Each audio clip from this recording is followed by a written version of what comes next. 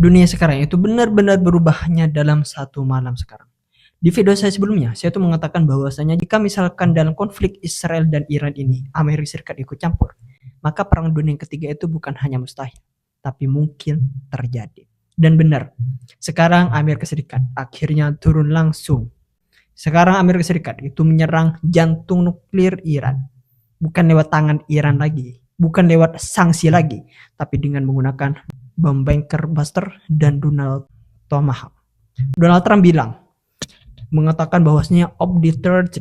A short time ago, the U.S. military carried out massive precision strikes on the three key nuclear facilities in the Iranian regime, Fordow, Natanz, and Esfahan. Everybody heard those names for years as they built this horribly destructive enterprise. Dunia itu akhirnya terdiam. Tapi ini bukan cuma serangan militer saja. Ini adalah pesan. Siapapun yang menantang hegemoni Amerika Serikat, itu akan dilumatkan. Pertanyaannya sekarang, apakah ini awal dari perang dunia versi baru? Atau justru bentuk keputusan Washington yang mulai kehilangan kendali global saat ini? Jadi di video kali ini, mari kita kupas sisi gelapnya. Bukan yang ramai di media, tapi yang disembunyikan oleh penguasa dunia dan media-media lainnya.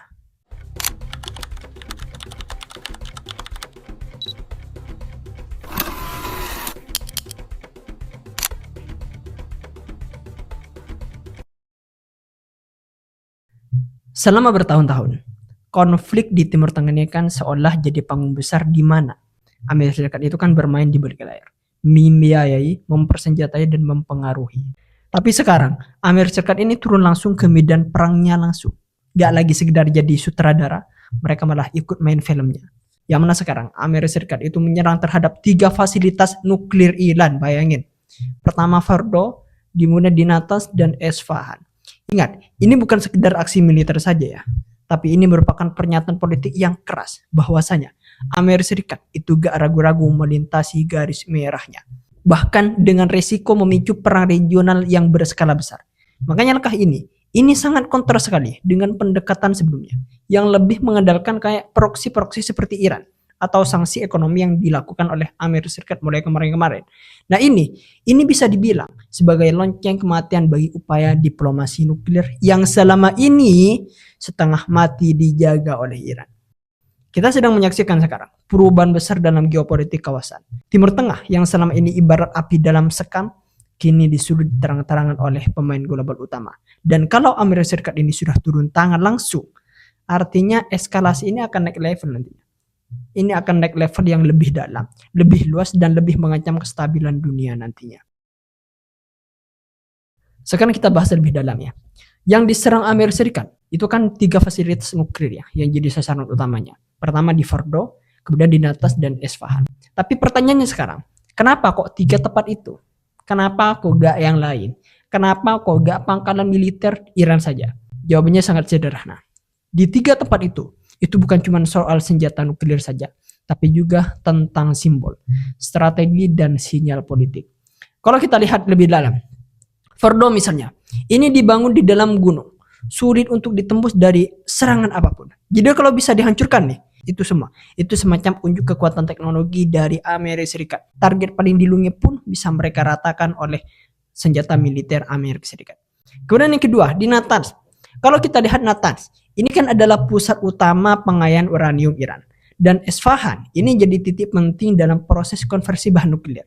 Makanya saya tegaskan dari awal, serangan ini gak cuma soal menghentikan program nuklir Iran saja. Ini adalah pesan bahwa siapa yang mencoba mendekati senjata nuklir tanpa restu Washington, itu akan dihukum mati-matian oleh Washington itu sendiri. Kemudian, lebih dalamnya lagi ya, ini juga bisa dibaca sebagai upaya memutus daya tawar Iran di meja perundingan. Karena selama ini program nuklir ini adalah alat negosiasi bagi Teheran, semacam kayak kartu truf untuk mendesak pencabutan sanksi dari Amerika Serikat. Dan sekarang kartu itu dibakar hidup-hidup.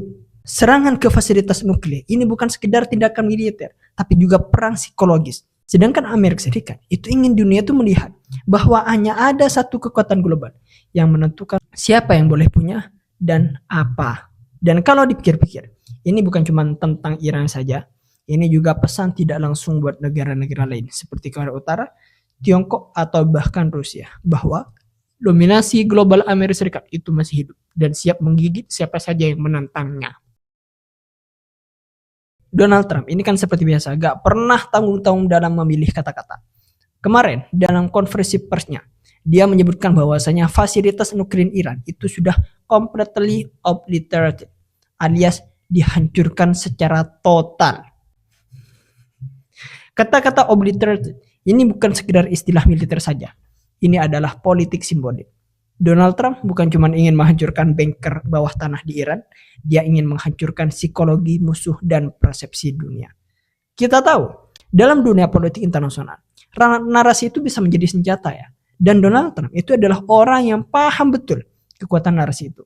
Ketika dibilang bahwasanya program nuklir Iran ini sudah hancur dan hilang di map, itu bukan sekedar informasi saja, tapi merupakan ancaman berguna yang ditunjukkan ke semua pihak yang berani menantang dominasi Amerika Serikat. Dia ingin publik itu global berpikir, kalau Iran aja bisa dilumatkan seperti ini, maka negara lain itu bisa lebih cepat lagi nantinya.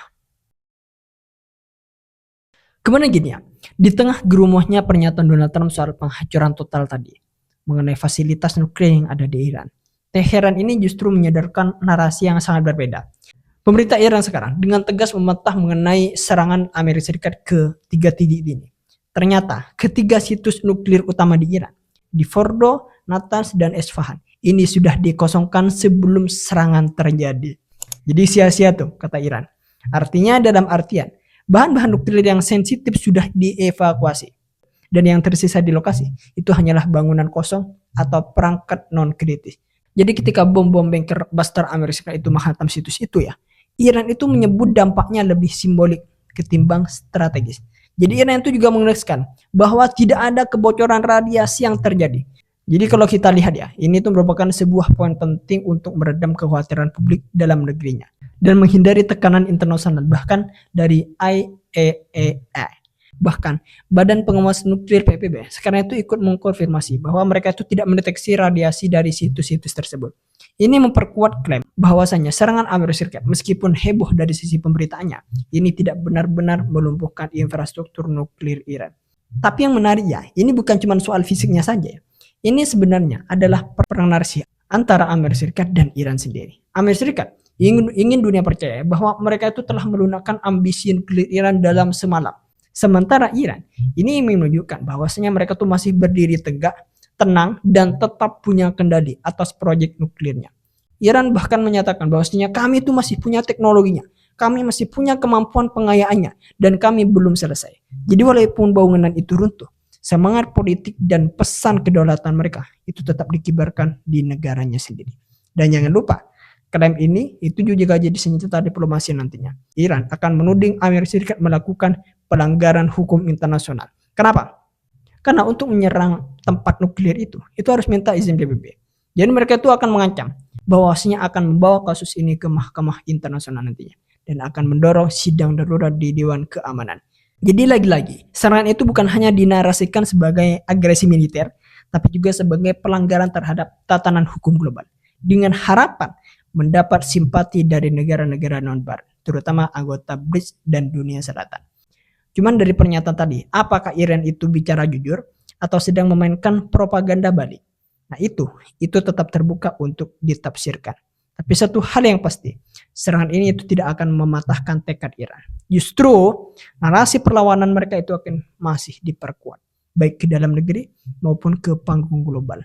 Dan di era perang modern sekarang, kadang yang lebih menentukan itu bukan rudal yang ditembakkan, tapi cerita yang disebarluaskan. Dan lagi-lagi, nanti publik yang akan menentukan.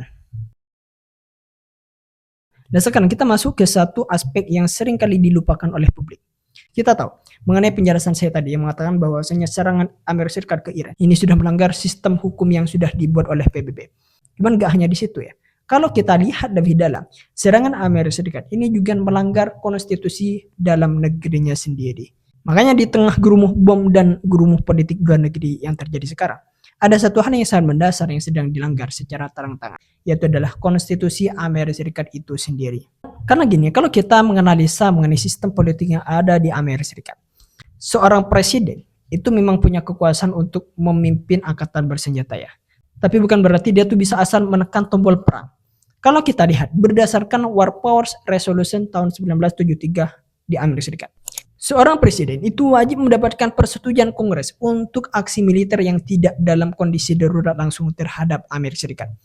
Nah, masalahnya dalam serangan Amerika Serikat ke Iran ini, Donald Trump itu tidak mendapatkan otorisasi Kongres. Tidak ada debat, tidak ada pemungutan suara, bahkan tidak ada pemberitahuan resmi yang transparan sebelumnya. Artinya, serangan ini secara teknis bisa dianggap ilegal menurut hukum Amerika Serikat sendiri. Bahkan beberapa anggota Kongres dari dua kubu, baik progresif seperti kayak Alexandria Ocasio-Cortez maupun konservatif seperti kayak Thomas Massie, ini langsung buka suara sekarang. Mereka tuh bilang sekarang, ini bukan pertahanan diri, ini adalah agresi yang dilakukan oleh Donald Trump. Dan agresi tanpa mandat rakyat, itu adalah bentuk pelanggaran kekuasaan. Dan jangan lupa ya, ini juga menciptakan presiden berbahaya. Kalau presiden itu bisa seenaknya menyerang negara lain tanpa mandat legislatif, maka check and balance-nya nantinya. Fondasi yang ada di Amerika Serikat ini resmi diabaikan. Lebih mengerikannya lagi, tindakan ini bisa dijadikan sebagai pembenaran oleh pemimpin negara lain untuk melakukan hal serupa. Kalau Amerika Serikat saja bisa, kenapa kita enggak nantinya? Jadi intinya dari video ini, di balik megahnya retorika kata obliterated atau penghancuran secara total yang dikatakan oleh Donald Trump ini ada yang lebih senyap tapi berbahaya, yaitu adalah pembusukan hukum dalam negeri Amerika Serikat sendiri dan pembusukan hukum terhadap pelanggaran hukum yang ada di PBB. Dan inilah yang akan menyudut perdebatan panjang di dalam negerinya nantinya. Bahkan bisa jadi pemeran politik bagi Donald Trump ke depannya nantinya. Jadi itu mungkin yang bisa kita bahas sekarang. Bagaimana menurut kalian mengenai ini semua? Tulis pada kalian kolom komentar. Sampai jumpa eksklusif.